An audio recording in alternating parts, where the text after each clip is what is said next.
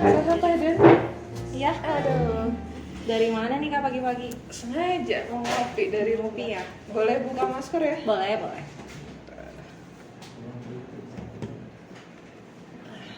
Gimana kabarnya Teh Den hari ini? Baik, alhamdulillah. Kakak apa kabar? Alhamdulillah. Ada rekomendasi apa nih pagi ini? Mau ngopi nggak? Kita ada beans baru Kak hari ini. Beans apa? Aku punya ini Jawa Pome Baratas. Mau nyobain? Oke. Boleh request nggak sih Teh Den? Boleh. Kebetulan kan emang lagi doyan manual brew ya. Cuman pengen acidity-nya yang dominan. Oh, boleh. Terus pengen lebih clean. Boleh. Thank you. Aku bikinin ya. Mau dibikin panas atau dingin? Panas deh karena masih pagi. Butuh caffeine. Tadi kalau nggak salah kemarin itu abis ikut itu ya kejuaraan Iya. manual brew. Di Jakarta. Wah, berapa lama itu? Acaranya tuh sebenarnya dari tanggal 22 sampai tanggal 26. Karena dia tuh kayak pameran gitu, Kak. Cuman aku di sana mainnya 2 hari, tanggal 25 26. Sebenarnya kalau kemarin kalah, tanggal 25 juga beres karena puncak acaranya itu tanggal 26 kemarin. Iya, ya Jadi syukur acaranya alhamdulillahnya iya, masuk ya. alhamdulillah. Berapa itu apa istilahnya kompetitornya banyak? Kompetitor itu kurang lebih ada 12 orang. Itu se-Indonesia berarti. 64, jurinya 12 orang. Jurinya 12. Jurinya 12 orang. Oke. Kenapa Teh Den memilih manual brew? Karena apa ya? Aku kalau ditanya kenapa memilih manual brew, karena pada awal aku masuk ke dunia kopi itu emang aku udah tertarik aja sama manual brew. Kayak banyak yang harus diulik gitu Kak. Kayak banyak banget part-part kayak belajarnya dulu. Pakai alat fisik itu beda, terus pakai origami beda lagi, pakai aeropress beda lagi gitu. Dan aku orangnya seneng banget ngulik gitu Kak. Biasanya kalau dalam perlombaan ya indikatornya apa aja sih yang ditilai dari apa manual brew atau fisik itu? Yang dinilai ya, kalau aku pernah nanya ya ke temen yang pernah jadi juri Kak, kayak kemarin kan aku juga nggak tahu ya sebenarnya juri tuh yang dicari dari seduhan aku tuh apa gitu Kak. Tapi aku kemarin pernah ngobrol sama temen aku yang pernah jadi juri, dia itu kalau untuk lomba manual brew itu dia yang dicarinya itu konsistensi seduhannya Kak. Iya, jadi mulai dari suhu panas ke suhu dingin dia tetap stabil apa enggak gitu. Berarti untuk jenis beansnya semua peserta sama ya? Sama. Berarti lebih ke teknik kita. Iya, tekniknya aja, Berarti Kak. teknik manual brew, kalau kakak kan sebagai orang awam tuh kayak simple ya, maksudnya cuman diseduh gitu kan kopi. Ternyata kayak waktunya atau apa aja sih banyak kan Kak variabelnya yang harus diulik gitu. Ngomong-ngomong kakak dari kapan seneng kopi? Sebenarnya untuk manual brew ini masih baru-baru sekitar sebulanan mungkin ya. Tapi sebelumnya itu kayak lebih suka yang katakanlah gula aren yang ada campuran susu-susu. Nah, mengenal manual brew, kakak jadi malah lebih dominan prefer ke manual brew saat ini. Dulunya sih awalnya itu ketika di KWKT itu ada Om Amif kan di Tasik kalau nggak salah, Om Amif dan Om Roni. Kemudian di situ kakak tahu tuh namanya kopi yang istilahnya pakai mesin kopi sama kopi sasetan. Nah, ketika tahu oh ternyata beda ya, maksudnya ketika nyeduh kopi sasetan kok jadi too sweet gitu, terlalu manis gitu kan. Kayak gitu, dan efek afternya juga kayak ke badan tuh lebih energizing gitu. Terus ngomongin kakak kan barusan ngobrol akhir-akhir ini ya baru suka manual brew. Itu kenapa Kak? Karena dari taste-nya ya lebih seger. Kakak tuh baru tahu kalau biji kopi itu karakternya pun banyak ya. Iya. Mungkin dari proses panjang tadi kemarin tuh sempat diskusi dari penanamannya di ketinggian suhu segimana, terus pengolahannya kemudian di greens dan lainnya. Ternyata variabelnya banyak, kemudian saat penyeduhannya pun menentukan dominan rasanya atau keseimbangan Iya. atau balance-nya itu sendiri. Jadi kakak menganggap kopi itu seperti sebuah simbiosis dari sosialisasi dan budaya.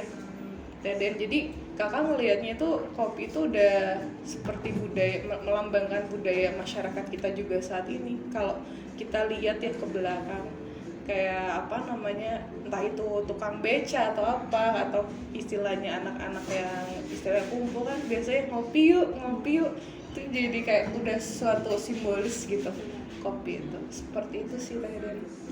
Terus kakak sendiri nemu ada yang beda nggak sih kak ketika kakak dulu seneng banget kopi, katakanlah kopi susu ya kak, terus sekarang mencoba untuk suka sama manual brew? Pembedanya Kan kadang jarang ya kak, maksudnya nggak segampang itu orang yang tadinya seneng banget es kopi susu gula aren langsung pindah ke manual brew. iya. Agak susah ya jawabnya. Yang jelas tuh setelah kakak memahami itu dari tekniknya, jadi kakak juga kayak memiliki nilai tersendiri gitu, ngelihat seninya kopi itu disajikan secara Prosesnya manual, lah ya, Kak. prosesnya iya. Terus kita bisa bercerita kan dengan baristanya, istilahnya asal kopinya dari mana, karakter rasanya. Ternyata dalam setiap penyajian tuh si rasa itu bisa nggak selalu sama gitu, tergantung dari penyajiannya juga. Jadi kayak misterius, tapi ya kakak suka hal yang misterius gitu. Jadi kopi ini tuh ya kakak lebih sekarang untuk saat ini memang lebih suka ini gitu.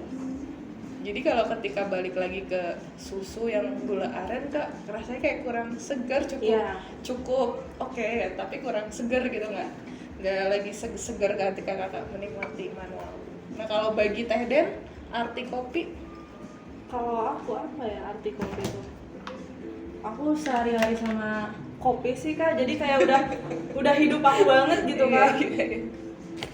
Tapi sama sih kak, aku juga seneng banget sama kopi hitam kan ya kak. Selain seneng nyeduhnya juga, aku juga seneng kan sama kopi hitam. Tapi nggak tahu kenapa, nggak tahu itu tuh suges atau gimana. Ketika aku udah seneng sama kopi hitam, untuk minum kopi susu tuh rasanya jadi aneh kak. Nah iya, kakak berada di fase itu sekarang. Iya, bukan berarti nggak suka gitu. Pernah sih sekali, cuman nggak yang ketika pengen banget ngopi tuh yang dicari tuh udah bukan kopi susu lagi. Betul.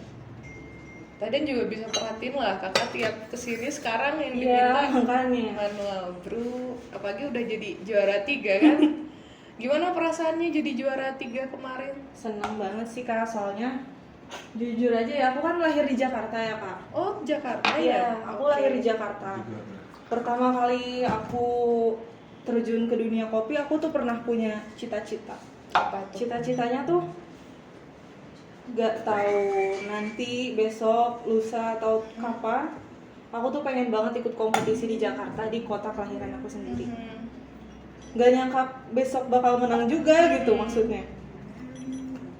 Kak, dicobain dulu ya. Thank you. Jadi kayak perasaan aku ya setelah kemarin dapet piala, menang di kota sendiri, di kota kelahiran sendiri, kayak tambah gini aja loh kak. Oh emang kayaknya rezeki aku, kehidupan aku, apa yang aku ulik selama itu kayak nggak sia-sia gitu kak. Kayak dari awal aku terjun ke dunia kopi pun aku udah ada niat untuk ikut kompetisi di Jakarta, pokoknya aku harus menang. Itu kan nggak tahu ya kak, ketika kemarin aku ikut kompetisi di Jakarta terus pada akhirnya menang. Tapi jangan dijadiin akhir dari cita-cita selanjutnya, harus next level. Insya Allah. International ya. Amin. Gimana kak kopinya? Enak. Enak ya? Suka. Paling pas sih kopi itu emang dikonsumsi pagi ya. Iya. Biasanya kalau siang, kakak cenderung pengen yang dingin. Dingin ya?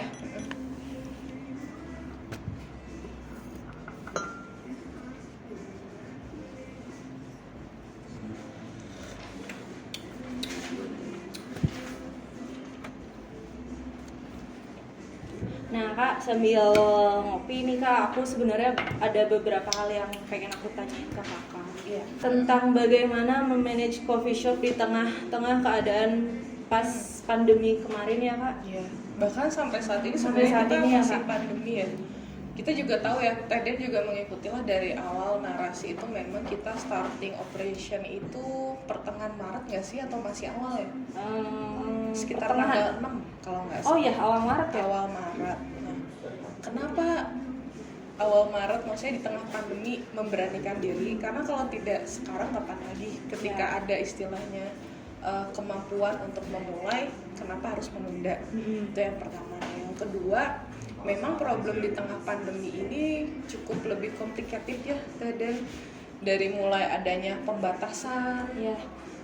jam kerja, kemudian protokol kesehatan, kemudian istilahnya awareness kakak juga kepada kesehatan karyawan di sini. Kakak juga sempat ada khawatir, maksudnya ketika satu katakanlah terkena kan bisa melebar ya, Iya Kak. kayak gitu.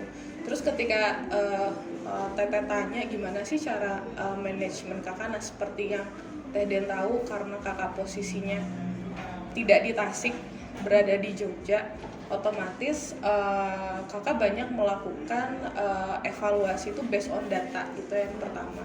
Yang kedua tentunya keep in touch dengan tim, komunikasi, internet does matters, really matters gitu, quality internet gitu. Kemudian banyak melakukan virtual meeting. Kemudian kakak juga berusaha untuk mendevelop sistem SOP gitu. Meskipun kakak kan masih katakanlah baru ya untuk memiliki sebuah mendevelop manajemen di coffee shop gitu. Makanya dari itu kakak memang membutuhkan orang-orang yang expert dan pengalaman sebelumnya Teh Den gitu. Jadi memang sebagai entrepreneur itu kita harus bisa melihat dan membaca peluang gitu. Nah, ketika peluang itu belum terbaca, nah tugas entrepreneur itu yang meng-create, melihat gitu. Terus memang narasi ini kakak sangat concern terhadap brandingnya. Jadi fokus kakak itu tidak hanya quantity penjualan produk, tapi kakak sangat concern terhadap branding, konten, tim, development, juga sistem. Seperti itu Teh. Jadi memang secara controlling jauh challenging ya, karena nggak setiap saat kakak bisa evaluasi tim di lapang. Makanya kita membutuhkan structure, fungsi gitu, yang istilahnya diamanahilah representatif kakak di sini, kayak gitu sih. Jadi kurang lebih memang banyak virtualnya, tapi selama 3 bulan sekali minimal kita lapor untuk menentukan istilahnya evaluasi. Kita terbuka kan sistemnya, semua tahu lah istilahnya narasi sampai saat ini sudah berada di mana. Kita juga istilahnya selalu ingin mengetahui lah, menggali customer kita seperti apa, target market kita seperti apa, branding selanjutnya strateginya mau seperti apa, nanti arah narasi ke depannya mau dibawa kemana. Nah, hal-hal strategis itulah yang memang perlu terus di brainstorming gitu, kayak gitu sih Teh Den, kurang lebihnya ya, more or less. Apa jangan-jangan Teh Den ada cita-cita untuk Ada bikin? sih Kak. Ada. Ada. Waduh, kapan nih, jangan terlalu cepat dong. Iya, mudah-mudahan sih ya Kak kalau ada rezekinya. Makanya aku tuh seneng banget nanya-nanya tentang gimana sih kok bisa gitu seorang kakak ya memanage, karena nggak banyak loh Kak teman-teman aku yang sesama barista yang bisa kemarin keadaan pandemi itu bertahan tetap kerja. Dan alhamdulillah aku ada kayaknya satu-satunya, mungkin bukan satu-satunya ya, aku tuh termasuk orang beruntung karena selama masa pandemi kemarin aku nggak ikut di rumah gitu. Maksudnya narasi tetap buka walaupun kemarin sempat take away only, nggak boleh ada Ya, itu dine-in. the worst month lah ya istilahnya di kita saat bulan Juni ya Teh Den. Iya, bulan Juni Kak. Iya. Dan kakak juga istilahnya pencapaian narasi saat ini bukan cuma karena kakak, tapi memang timnya pun luar biasa gitu. Iya. Kayak adanya Teh Den, adanya Abre, katakanlah adalah adanya tim kitchen dan waiters gitu. Jadi memang konsep kakak dalam manajemen itu ya lean management, bukan hierarchy structural traditional management gitu. Jadi kenapa kakak selalu istilahnya menyemangati kalian harus vokal, kalian harus komunikasi bagus, itu pun untuk bekal kalian ke depannya nanti. Kita nggak mau meng-keep orang di level yang sama. Pokoknya yang setelah masuk narasi mereka harus boost potensi mereka, go to the next level gitu sih kurang lebihnya. Selamat pagi kakak. Hai. Pagi. Bawa apa tuh, Ak? Bawa beans baru ini buat Dena milik juga. Oke. Apa Buat tuh Deli juga. beansnya? Ini dari Rahayu. Berarti lokal ya? Lokal. Lokal ini Ijen sama Sundaro Manis. Berarti Ijen tuh luar Pulau Jawa Barat. Iya. Ya. Sumatera. Ijen enggak dong. Sumatera. Ini bisa di cupping loh Den. Sekarang buat nanti sore. Kakak tahu nggak ini? Apa baru tuh? Baru Iya, tahu. ada beans baru. Pernah dengar nggak Sunda Romanis sama Ijen? Belum. Kalau Ijen pernah. Mau nyobain nggak? Kita sekalian cupping aja.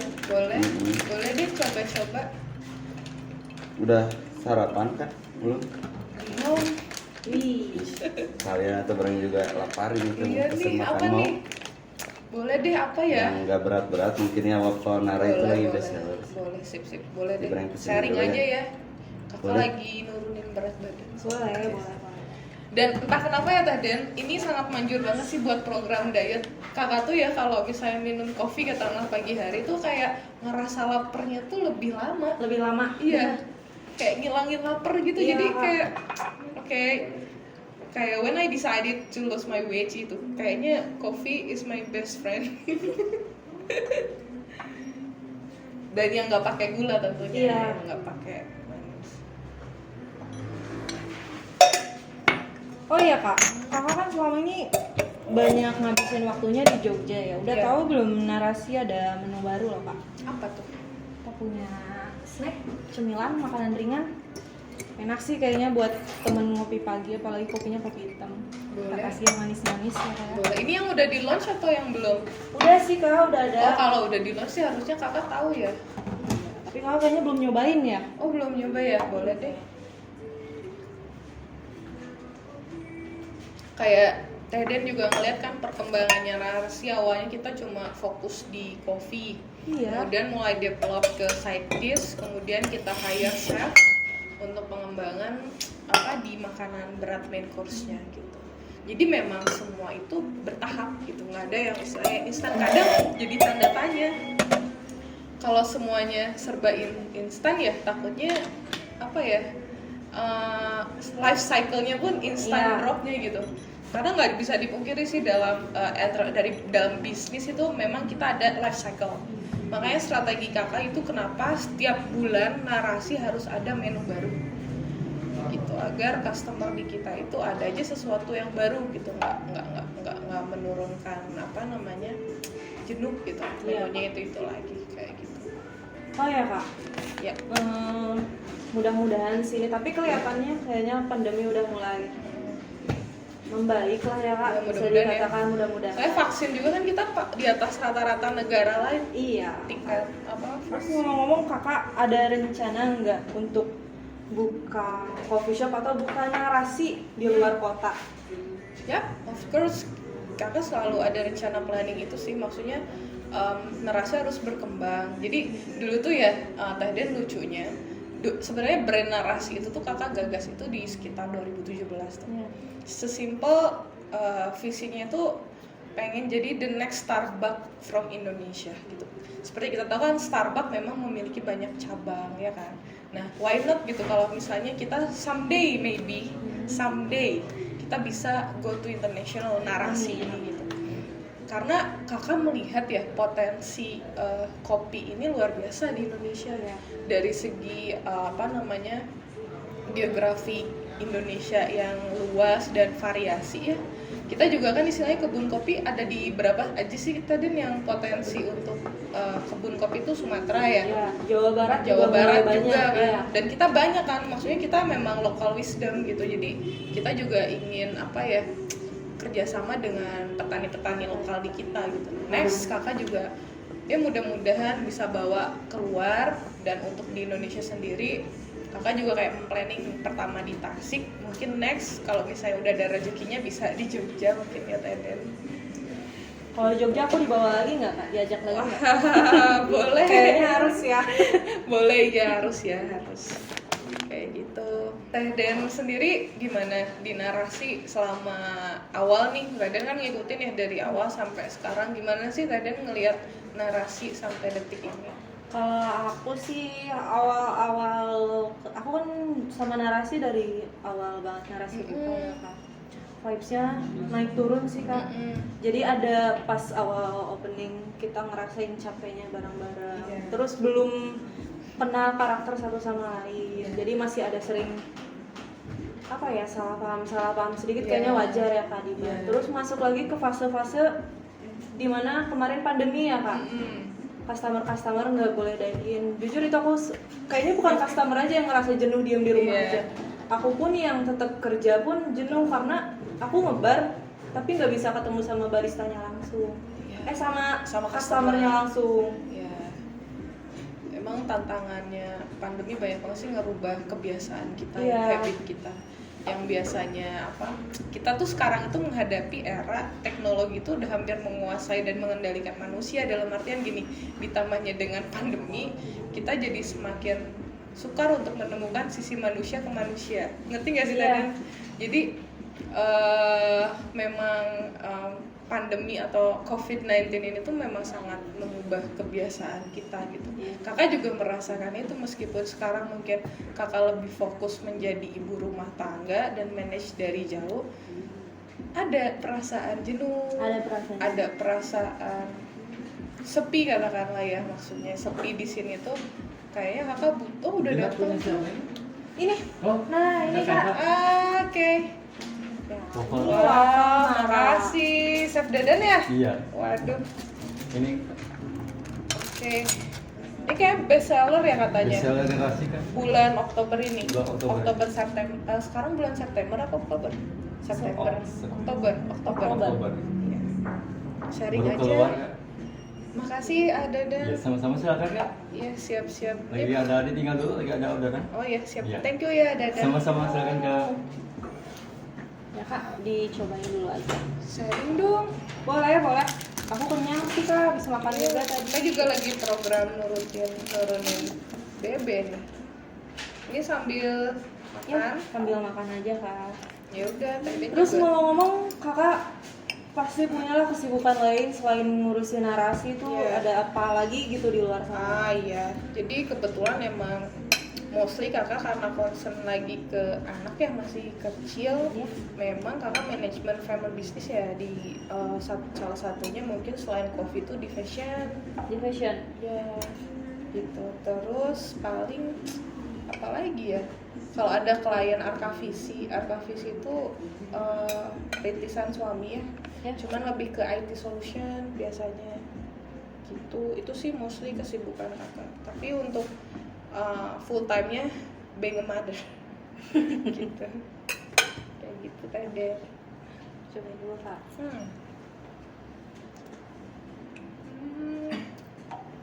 Coba. Enak ya sama kopi hitam. Pas. Mau? Enggak, aku kenyang kok udah makan. Aku lebih ngiler ngelihat kakak tadi minum kopi hitam, makanya aku ikutan Oh iya. hidup. Ngopi itu paling enak kalau ada temennya. Iya, bener banget.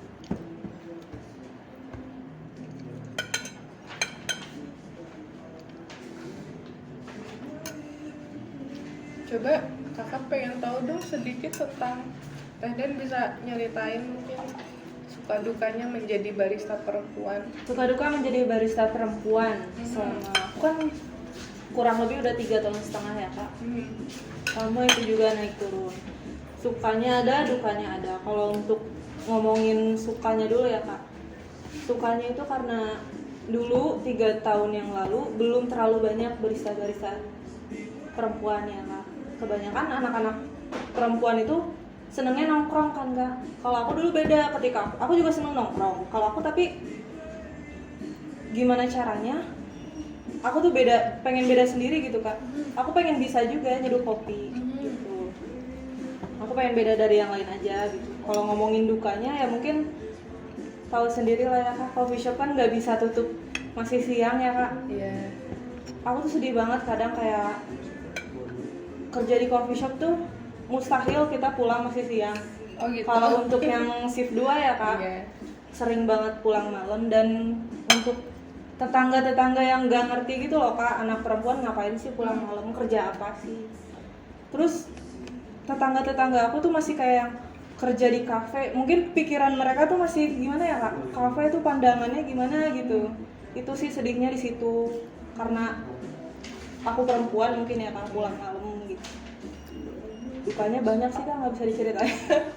Semoga Duta berbuah Iya. jadi kebanggaan lah. Amin. Karena tidak semua perempuan istilahnya bisa konsisten, Iya. bisa apa ya, out of the box lah ya. Iya kak. Kayak gitu. Mungkin kayaknya kakak mau lanjut makan di luar aja ya, soalnya Oh, kayak boleh, agak tanggung Boleh. makan di sini. Mau dibantuin nggak dibawain? Makanannya mungkin aku bawain ya. Boleh. Makasih banyak Ya, Dede. sama-sama. Oke.